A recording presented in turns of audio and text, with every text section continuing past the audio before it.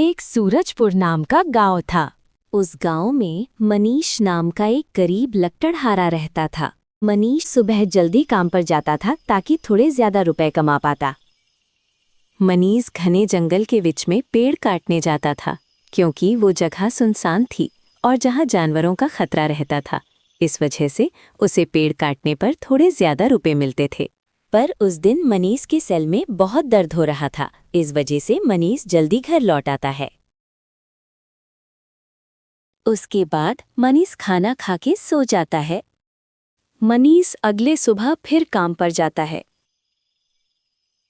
इस बार मनीष घने जंगल के सबसे गंभीर जगह पर जाता है जहां कोई नहीं जाता था। मनीष लकड़ी काट रहा होता है कि उसकी कुल्हाड़ी जाकर पानी में गिर जाती है। मनीष बहुत रोता है।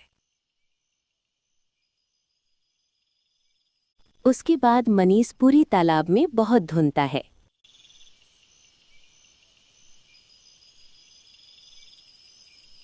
लेकिन उसे उसकी कुल्हाड़ी नहीं मिलती है। थक हार के मनीष तालाब के पास बैठ जाता है। मनीष, क्या ये तुम्हारी कुल्हाड़ी है? नहीं, ये मेरी कुल्हाड़ी नहीं है। हाँ, ये मेरी कुल्हाड़ी है। तुम बहुत ईमानदार हो। मैं तुम्हें एक कुल्हाड़ी इनाम में देती हूँ। मनीष उस कुल्हाड़ी को लेकर घर चला जाता है।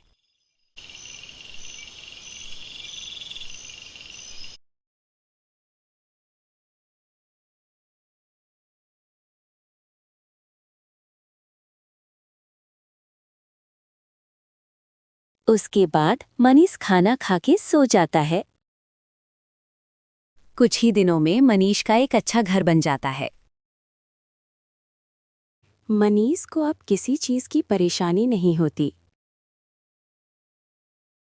मनीष के दोस्त मधु को ये सब देखकर चिढ़ होने लगती है। अरे मनीष, तुम इतने अमीर कैसे हो गए? अरे वो क्या है ना, उस दिन मैं नदी के पास पेड़ काटने गया था। पेड़ काट ही रहा था कि मेरी कुल्हाड़ी मेरे हाथ से छूटकर जाकर नदी में गिर गई। मैं कुल्हाड़ी को बहुत धुना, फिर मैं रोने लगा। उसके बाद मैं बैठकर चिंता कर ही रहा था कि पीछे से एक परी आई और उसने कहा कि ये तुम्हारी कुल्हाड़ी है। ऐसे ही मुझे परी ने एक सोने की कुल्हाड़ी दी। उसे बेचकर जो पैसे आए उससे मैंने अपनी सारी तकलीफ मिटा दी। सोचता है कि वो भी तालाब के पास जाएगा और सोने की कुल्हाड़ी लेकर आएगा।